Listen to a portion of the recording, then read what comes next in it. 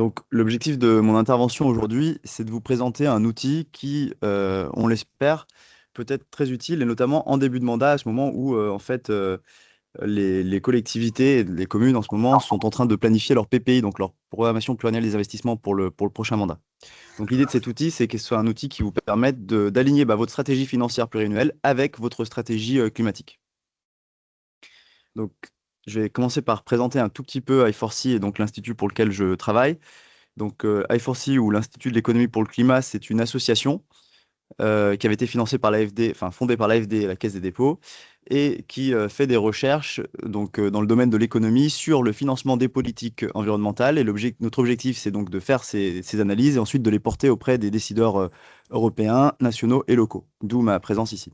Donc, au sein du programme Territoire, qui est plus spécifiquement le programme dans lequel je travaille, on fait deux types de travaux.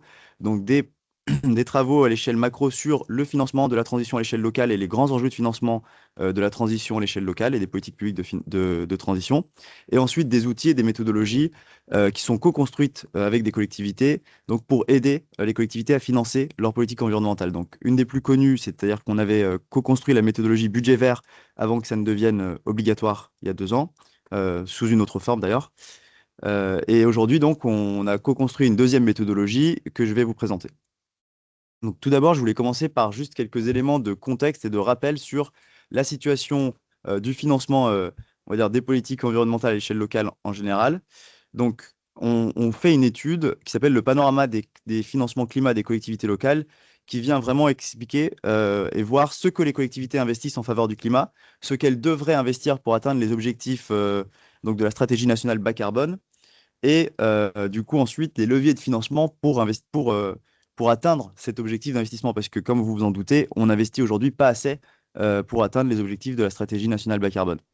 Donc, si on voulait atteindre ces objectifs, il nous faudrait investir en matière d'atténuation, donc c'est-à-dire vraiment en baisse des émissions de gaz à effet de serre, 11 milliards d'euros de plus par an en moyenne d'ici à 2030. Donc ça, c'est toute collectivité, donc les trois blocs confondus.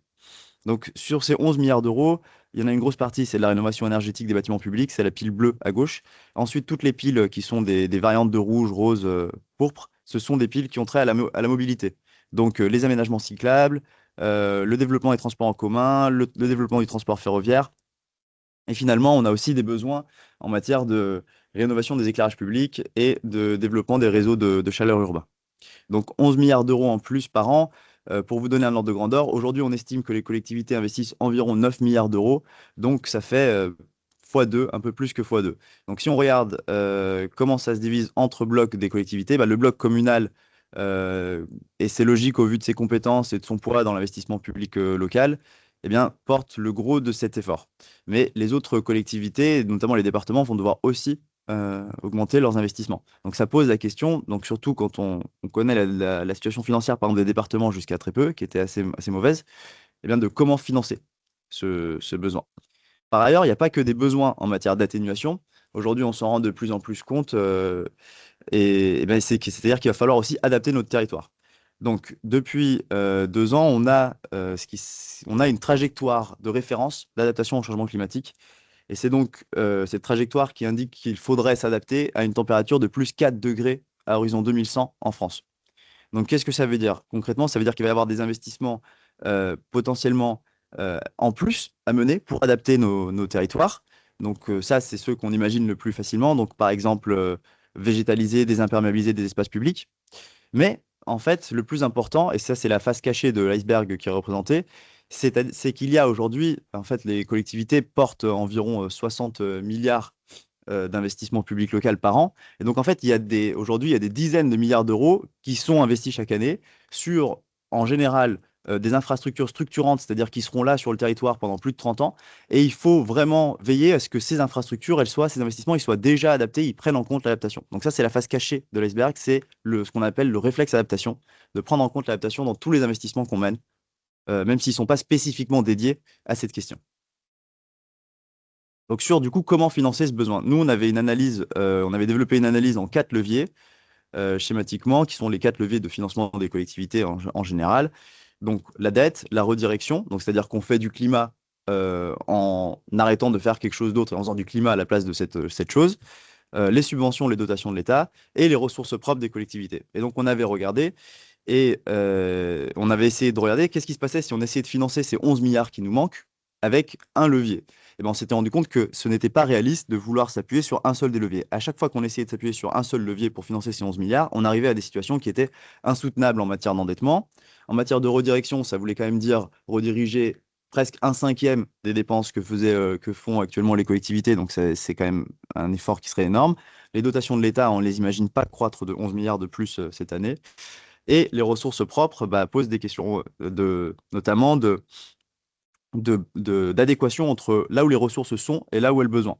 Par exemple, en matière des ressources propres, ça c'est quelque chose que j'aime bien dire, on se rend compte que aujourd'hui, en fait, les collectivités ont la capacité de mobiliser des ressources propres. Il y a donc 2,4 milliards d'euros par an, je disais, de trésorerie qui seraient mobilisables sans en permettant de garder une réserve en cas de pépin pour les collectivités. Donc, on avait pris des ratios prudentiels pour calculer ça.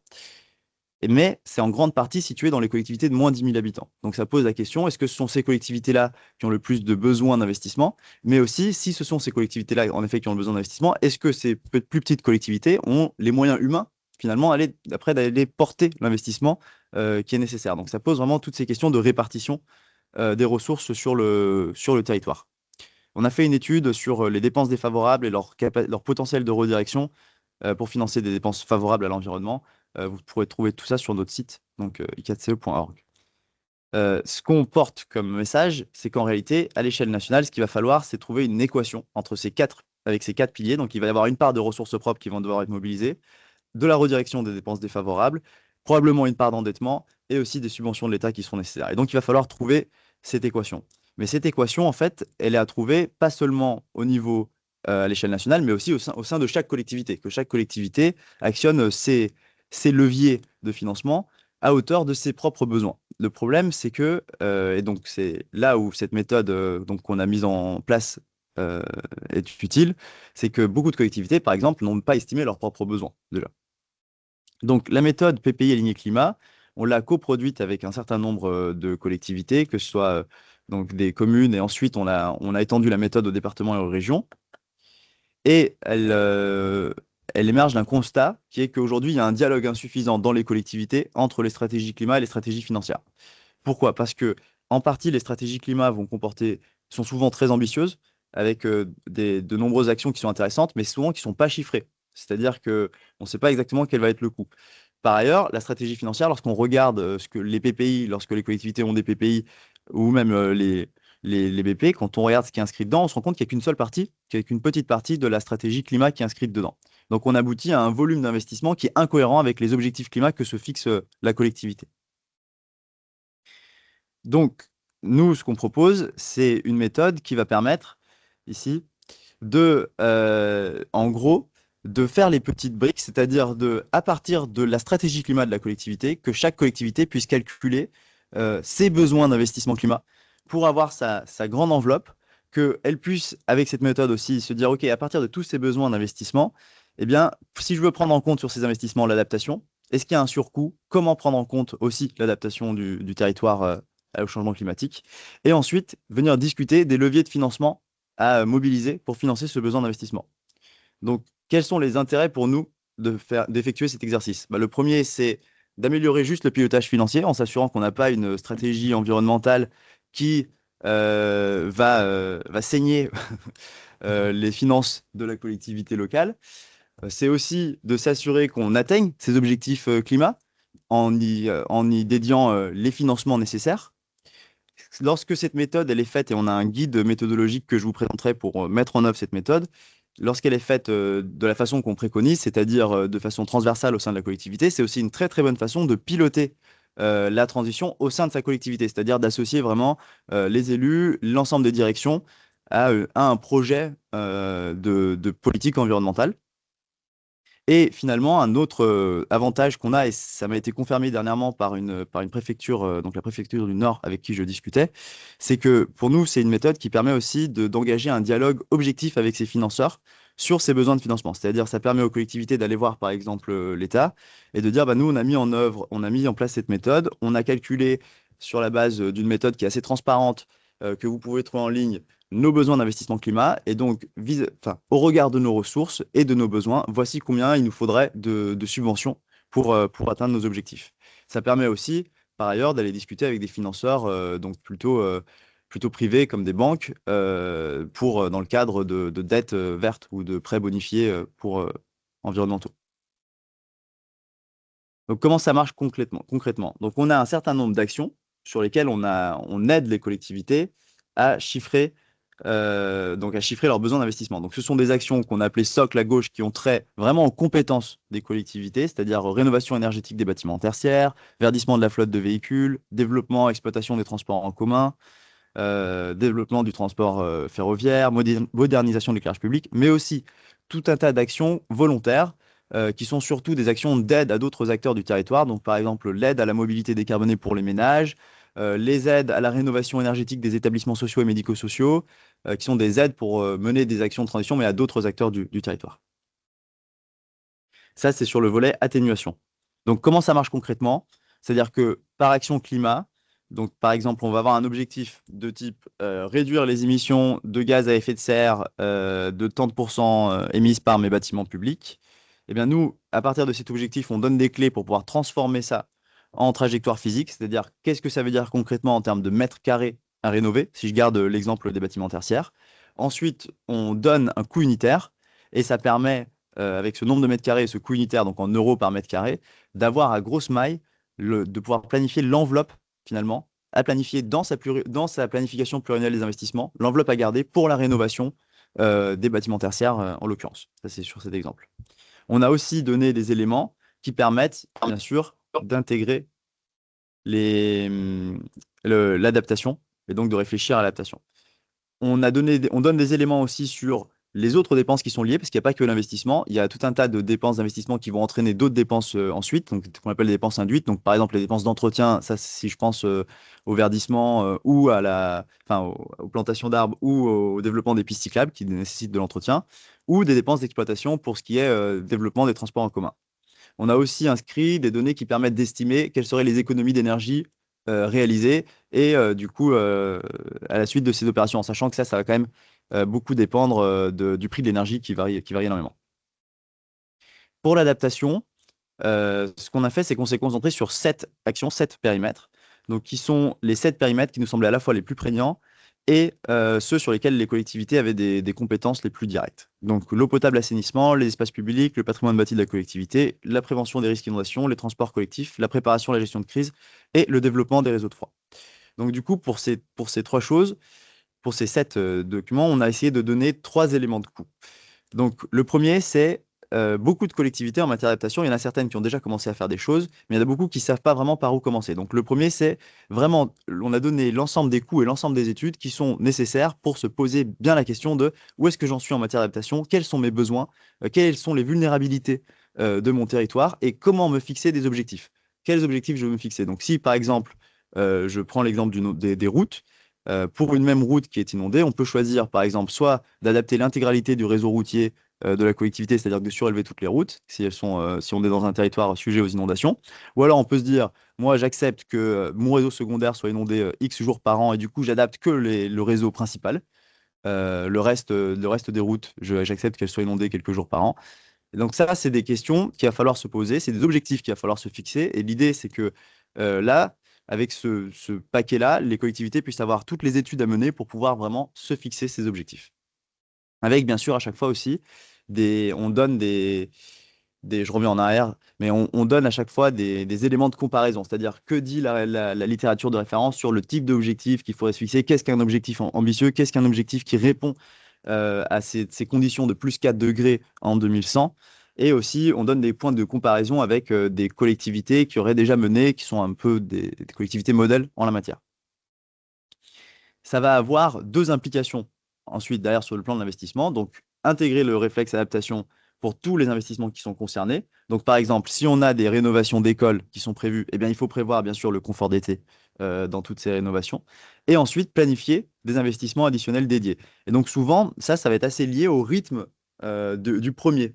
C'est-à-dire que il y a beaucoup de collectivités aujourd'hui qui ont déjà prévu la rénovation de leurs écoles. Le problème, c'est que si la rénovation des écoles avec une végétalisation de la cour d'école, avec une isolation qui est renforcée, etc. Ça s'est fait en 2000, c'est prévu en 2031. Eh bien, d'ici à 2031, il va forcément y avoir des vagues de chaleur. Donc, il faut quand même agir sur cette école, même si ensuite on fera une rénovation d'ampleur qui sera beaucoup plus efficace. Donc, il faut installer des protections solaires, des brasseurs d'air, etc. Et donc, voilà. Donc, nous, concrètement, ce que ça finit, ça, c'est une synthèse des fiches. C'est que pour chaque fiche, on a ce qui est nécessaire pour amorcer la démarche, se poser les questions du niveau d'ambition qu'on veut avoir et de quel est notre besoin en matière d'adaptation. Ensuite, ce qui est nécessaire pour intégrer le réflexe adaptation. Donc, par exemple, pour toutes les opérations de rénovation, eh bien, il faut systématiquement intégrer des simulations thermiques qui sont faites sur la base des fichiers météo prospectifs de 2050 ou de 2100, comme on veut, par exemple. Et ce qui est nécessaire pour planifier des investissements additionnels en attendant, par exemple, une rénovation d'ampleur ou les investissements à mener en fait tout de suite. Donc, une fois qu'on a ces besoins, à la fois en matière d'atténuation et d'adaptation, bah, c'est bien beau, mais il faut s'assurer que ces besoins ils dialoguent avec la stratégie financière, parce que sinon, on a juste notre étude, notre analyse des besoins, notre budget qui se fait dans un coin, et ça ne sert pas à grand-chose. Donc, ce que la méthode propose, c'est quand même un pas à pas. Donc, ça, c'est dans le guide méthodologique qui va permettre donc de, un, déterminer ses besoins et deux, se dire, bah, une fois qu'on a nos besoins, il faut vraiment les mettre au regard de nos stratégies financières, en faisant par exemple des scénarios financiers, en se disant, qu'est-ce qui se passe sur mes ratios financiers lorsque j'intègre tous ces besoins d'investissement? Est-ce que c'est soutenable pour la collectivité?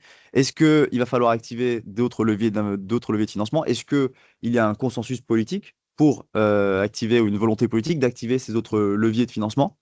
Et si jamais on n'arrive pas à activer tous les leviers de financement qui sont nécessaires pour financer nos besoins, eh bien, il faut revenir et revoir la stratégie climat. Parce que nous, ce qu'on dit, c'est que il y a un devoir de vérité, quoi. C'est-à-dire que en matière de pilotage des besoins climat, il vaut mieux avoir une stratégie climat qui soit réaliste et sur laquelle on avance, qu'une stratégie climat qui soit beaucoup trop ambitieuse, sur laquelle on avance que sur un tiers des actions et qui finisse par démobiliser un peu tout le monde en se disant de toute façon, on n'arrive jamais à atteindre nos objectifs.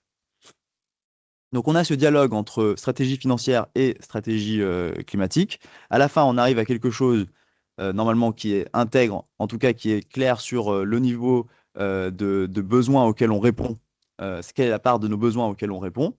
Et après, il faut déterminer les opérations concrètes qu'on inscrit dans le PPI, mais ça, c'est le travail plus traditionnel qui est fait par les services, les directions métiers, normalement à chaque programmation pluriannuelle des investissements ou à chaque moment où on cadre la stratégie financière. Donc, pour que tout ça se passe bien, nous, on a donc dans la méthode élaboré une espèce de pas à pas et aussi identifié des facteurs de réussite qui, eux, sont tirés des exemples des collectivités avec lesquelles on a co-construite la méthode.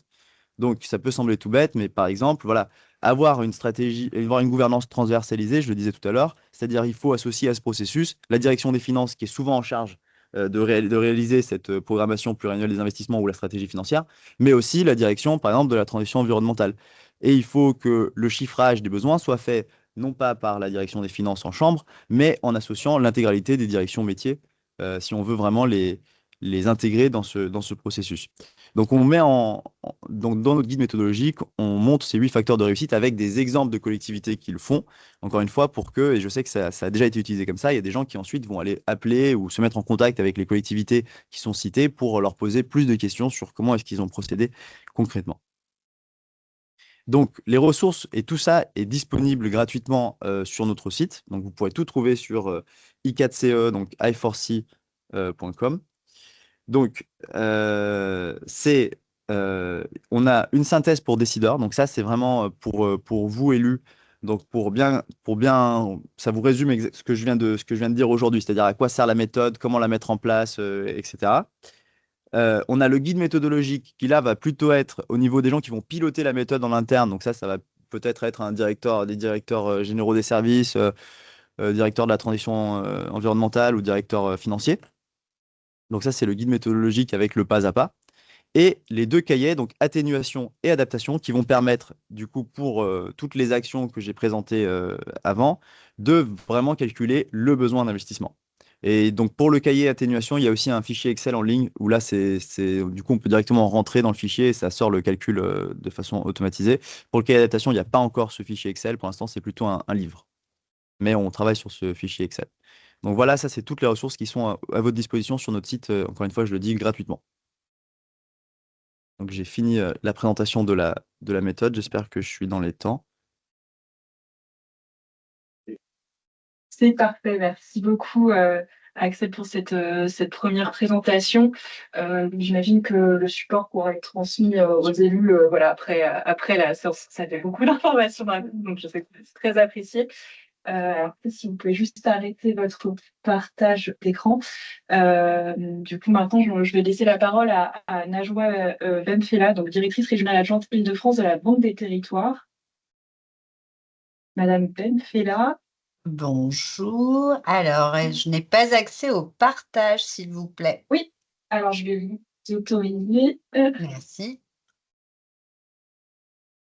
Normalement, c'est bon de votre Aïe. côté. Est-ce que vous voyez mon écran? Un petit pouce sera parfait. Merci beaucoup.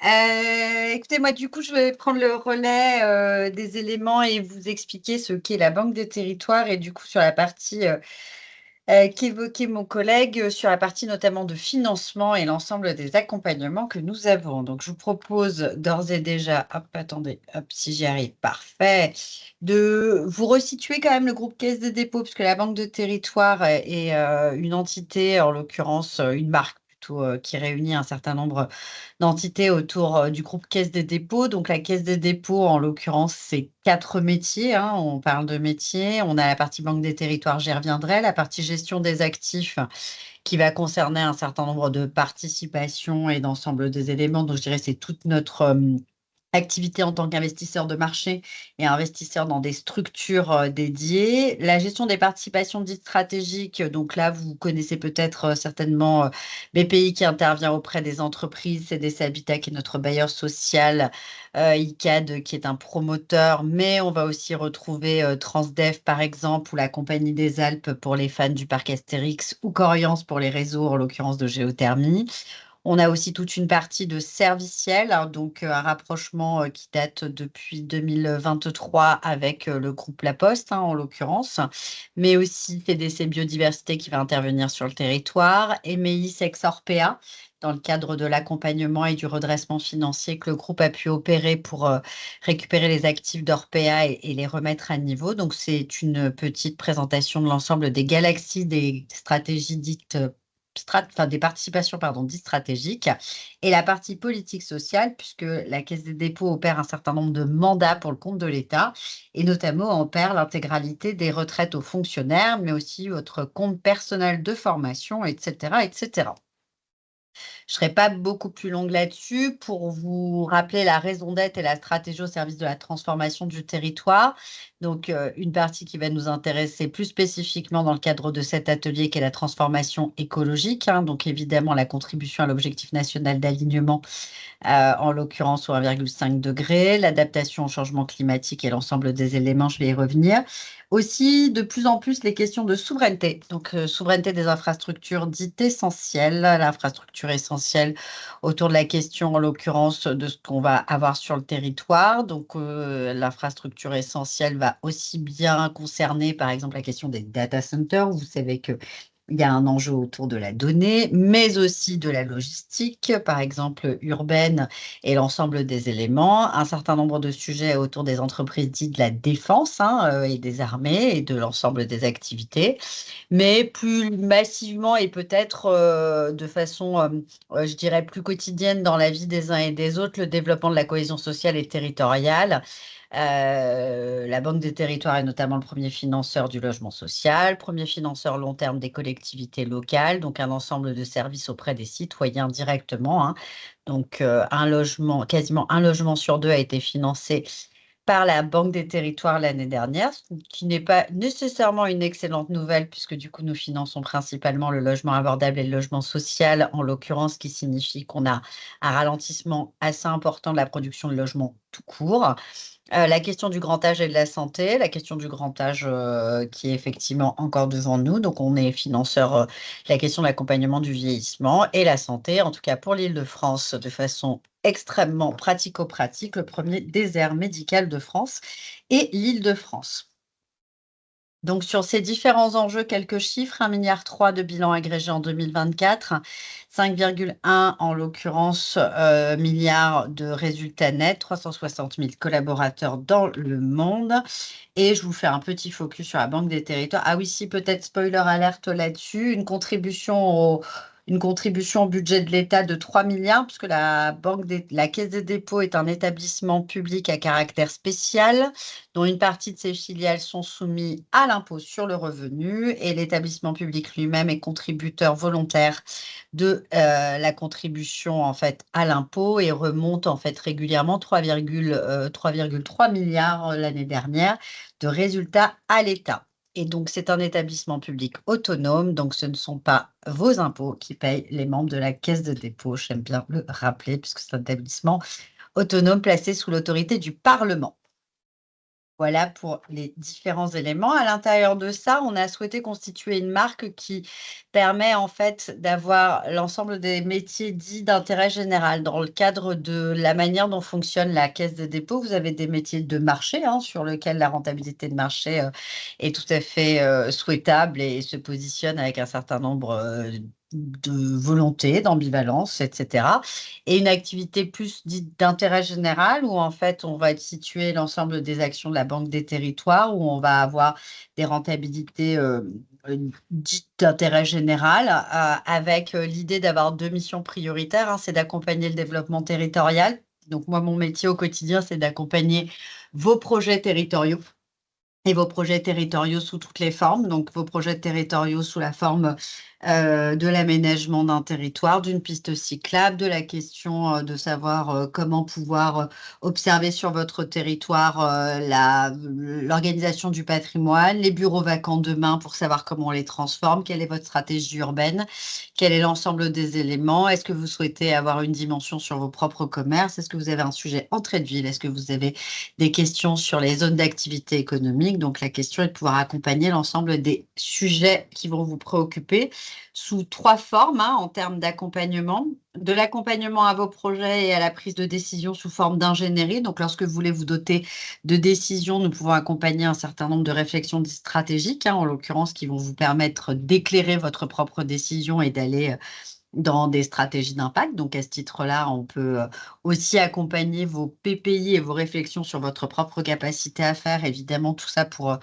vous donner des clés rapides pour pouvoir accélérer la décision. Le financement, donc nous sommes prêteurs au titre du fonds d'épargne, puisque nous centralisons une partie du livret A, en l'occurrence, qui permet d'opérer notre mission de long terme. Donc, nous ne faisons pas de financement inférieur à 20 ans, mais en termes d'illustration, ce sont évidemment la rénovation énergétique de vos bâtiments. Tout à l'heure, mon collègue le disait, c'est un des enjeux majeurs qui est effectivement l'accompagnement de l'évolution bâtimentaire. Et en investissement, vous allez nous retrouver sur les sociétés en fait de portage de projets sous votre territoire sur un certain nombre d'actions. Donc, par exemple, nous pouvons être co-investisseurs d'un puits de géothermie pour pouvoir favoriser, en l'occurrence, l'émergence d'énergies dites renouvelables. Vous pouvez nous retrouver également au sein des sociétés d'économie mixte sous notre casquette plus habituelle, en l'occurrence, sous ces formes en fait de sociétés privées qui sont sous la gouvernance majoritaire des collectivités locales. Également un certain nombre de programmes, c'est-à-dire que pour pouvoir identifier des priorités, nous intervenons dans une logique de programme et d'accompagnement au service du développement territorial. Le programme plus connu, c'est Action Cœur de Ville, qui a fait sa première version, puis sa deuxième version et qui s'apprête éventuellement à passer sur un 3e angle, donc c'est 224 villes moyennes sur lesquelles on a mis un focus particulier d'accompagnement pour pouvoir dynamiser les questions en fait de centre-ville et notamment de commercialité. Petite ville de demain, on en a 41 en Île-de-France, si je ne dis pas de bêtises, qui sont des villes de taille moyenne que nous accompagnons pour pouvoir faire émerger un certain nombre aussi de services autour de ces sujets-là. Plus largement en Île-de-France, en l'occurrence, puisque nous avons 272 quartiers politiques de la ville concernés, donc un territoire très fortement concerné par la question de l'accompagnement de ce qu'on appelle les fameux QPV, donc quartiers politiques de la ville et quartiers de veille, qui vont permettre d'accompagner surtout un axe de développement économique et de renouvellement urbain, donc avec l'ensemble des éléments sur ces sujets-là. On va aussi retrouver la question de la réindustrialisation du territoire, donc une volonté effectivement de pouvoir être attractif pour un certain nombre d'industries avec peut-être un programme moins actif en Île-de-France et une difficulté à pouvoir accueillir un certain nombre d'industries que pourraient faire nos amis des autres régions près de nous qui ont parfois plus de facilité à accompagner un certain nombre d'opérateurs et on a vu quelques gigafactories s'installer pour la simple et bonne raison qu'en Île-de-France, on peine toujours sur la question du logement qui reste un point central. L'accès au logement reste extrêmement contraint en Île-de-France. Les questions des maisons France Service que vous connaissez, que vous accueillez, développées principalement en partenariat avec la Poste, et la question de la ruralité de plus en plus importante, puisque l'Île-de-France est aussi un territoire extrêmement rural, en l'occurrence, qui pose les questions d'accès aux soins, notamment la question de la santé, mais pas que, mais aussi la question des commerces. Quelques mandats que nous opérons également pour le compte de l'État, puisque l'État peut intervenir en tant que subventionneur. Je fais un petit focus peut-être sur villes durables et bâtiments innovants, puisqu'on accueille un certain nombre d'initiatives à ce titre en Île-de-France et quelques lauréats, mais je dirais que ces stratégies-là, en l'occurrence de Mandat France 2030, sont derrière nous, puisqu'elles ont d'ores et déjà été attribuées et qu'elles sont aujourd'hui en termes de gestion et de suivi par nos équipes. Alors du coup, de façon un peu précise, et je regarde le temps pour ne pas l'exploser, concrètement, ça veut dire quoi? Ça veut dire qu'on est beaucoup intervenu auprès des territoires pour accompagner la question de l'eau. La question de l'eau, c'est la question des réseaux. En l'occurrence, la question de la rénovation de l'eau, de plus en plus aussi la question de la GEMAPI, en l'occurrence, et donc de la prévention des risques d'inondation en grande couronne sur laquelle nous sommes intervenus. Donc, c'est un sujet sur lequel nous avons un financement, en l'occurrence, qui va jusqu'à 40 ans, qui permet d'accompagner l'ensemble de la rénovation des réseaux d'eau, pardon, excusez-moi, je cherchais mes mots, je ne les avais pas. La mobilité, beaucoup de pistes cyclables, mais aussi la mobilité du Grand Paris Express, donc du coup l'installation de ces éléments-là, ou en l'occurrence de l'allongement des lignes de métro et de lignes de RER, parce qu'on a aussi financé le RER-E et la prolongation du RER-E. Ce sont aussi les trams, par exemple, d'Île-de-France Mobilité que nous avons pu accompagner. La rénovation et la construction évidemment performante, ça c'est beaucoup les écoles en l'occurrence qui ont fait l'objet d'un accompagnement sur la rénovation. Les écoles aussi avec les cours pour pouvoir intégrer un certain nombre de logiques. L'habitat, je vous l'ai évoqué, un logement sur 2 en l'occurrence. En Île-de-France, sur la question des réseaux de chaleur, c'est beaucoup la géothermie qui nous a occupés, mais pas que, en l'occurrence, c'est tous les réseaux urbains, les réseaux de chaleur urbaine qui ont pu intervenir, la valorisation des déchets, la biodiversité, encore trop peu en Île-de-France, l'adaptation au changement climatique sous la forme de sobriété foncière, mais encore trop peu, en l'occurrence, en Île-de-France et tout court. Les questions à l'adaptation au changement climatique restent quand même aujourd'hui pas tout à fait encore suffisamment adressées. La question de la santé, je vous en ai parlé. Les catastrophes naturelles qu'on va retrouver sur les préventions des risques d'inondation en réalité, les investissements long terme, le tourisme un tout petit peu. On a un programme patrimoine qui va permettre de mettre en valeur un certain nombre d'actifs et on en a pas mal en grande couronne. Je dirais d'actifs d'actifs notables, en l'occurrence sur lesquels on a des projets. Beaucoup la question du foncier en Île-de-France, qui reste centrale, en l'occurrence dans son accès, et je vous ai parlé de la géographie dite prioritaire. Le système de financement alors là, vous avez un peu la cartographie de l'ensemble des éléments, va s'adresser en fonction des obligations. Donc, nous intervenons pour le compte, en l'occurrence, du fonds d'épargne et l'intégralité des modalités d'intervention sont déterminées conjointement avec Bercy. Donc, les différents sujets que nous pouvons accompagner sont strictement à la main des pouvoirs publics et font l'objet d'un certain nombre de cadrage. Donc, sur le logement familial, il s'agit du logement social porté par les bailleurs sociaux. Sur l'habitat des personnes âgées, donc on est sur des opérations qui sont soumises à l'habilitation à l'aide sociale. Sur les situations de personnes en handicap, évidemment, on intervient dans les questions ESAT, EA, qui sont des établissements qui sont dits encadrés. Sur la partie des jeunes, l'ASE portée par les départements, mais pas que, aussi pour les protections en fait judiciaires de la jeunesse. Il foyers de jeunes actifs, beaucoup de résidences pour résidences sociales, hein, puisqu'on voit plus beaucoup de FJT se produire, mais plutôt des des RSJA, pardon, en l'occurrence sur cette question-là. Beaucoup de résidences étudiantes ont été produites ces dernières années au regard du besoin croissant en résidences étudiantes, pour le coup, dans un contexte de baisse de la démographie scolaire, mais d'augmentation de la démographie en fait universitaire et des besoins associés. La question de l'habitat d'urgence, effectivement, qui est accompagnée, et les logements de fonction.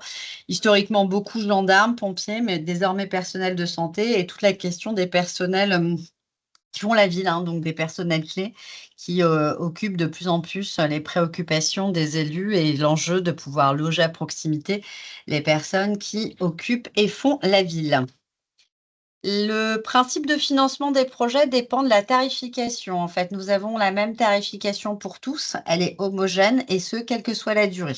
C'est le principe d'universalité de l'offre qu'a le fonds d'épargne, c'est-à-dire que ça n'est, contrairement à une banque classique, pas la qualité de la collectivité qui va faire le taux, mais bien un taux identique et unique à l'ensemble des acteurs, qui commence assez rarement à 15 ans. C'est uniquement pour les prêts renouvellement urbain et c'est maturité très faible. Donc, on est en minimum sur les collectivités locales à 20 ans pour les écoles et jusqu'à 60 ans pour les réseaux d'eau.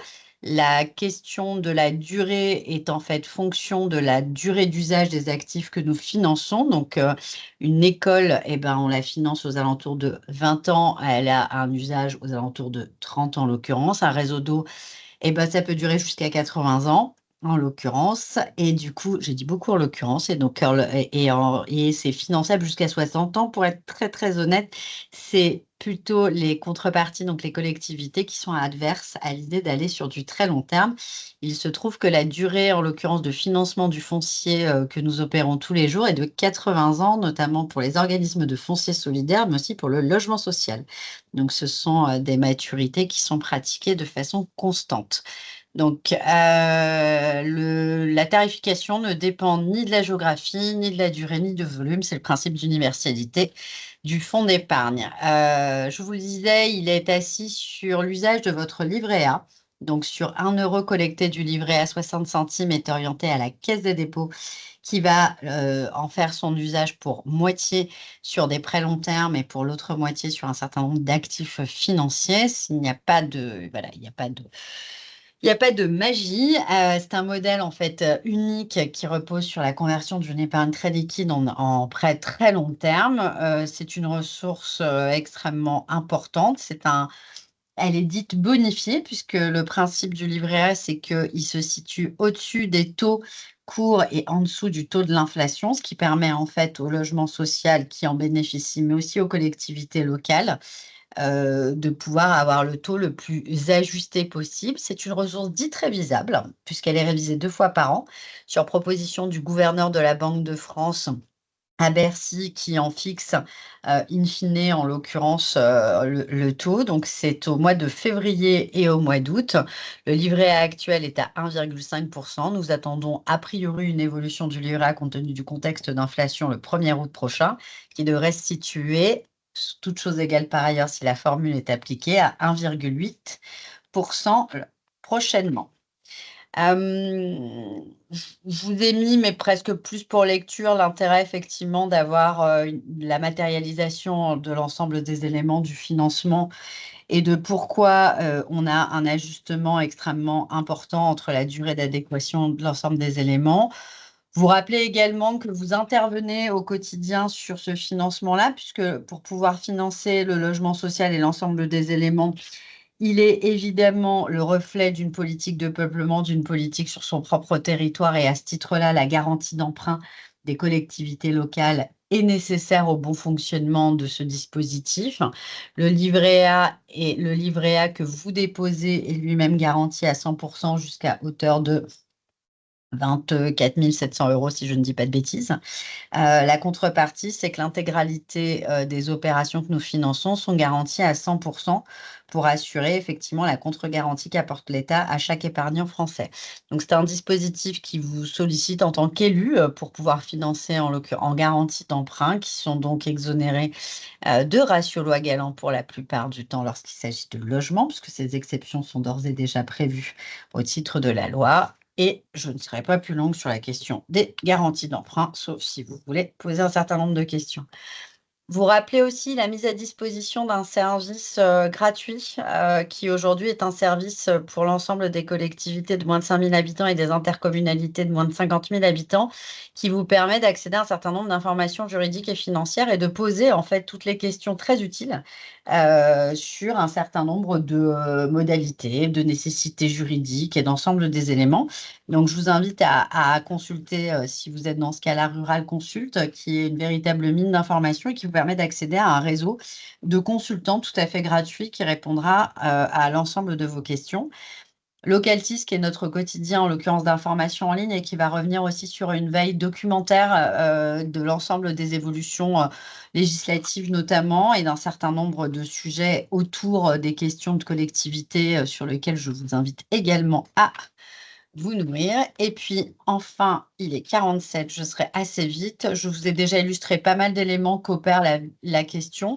Je vous mets cette slide avec l'ensemble des acteurs de terrain que vous avez. Donc, c'est l'équipe qui est à votre disposition pour pouvoir vous accompagner au quotidien sur l'ensemble des éléments. Donc, Grégoire Charbot sur la partie 78-92, Frédéric Gibert sur la partie 91 et région, Anne McQueen, Yvan Chetaille, Bérénice Bocula et Mohamed Ayadi, qui sont les personnes et ressources clés que je vous invite évidemment à pouvoir contacter, qui sont donc structurées et organisées par territoire pour vous aider, vous accompagner et répondre à l'intégralité de vos questions.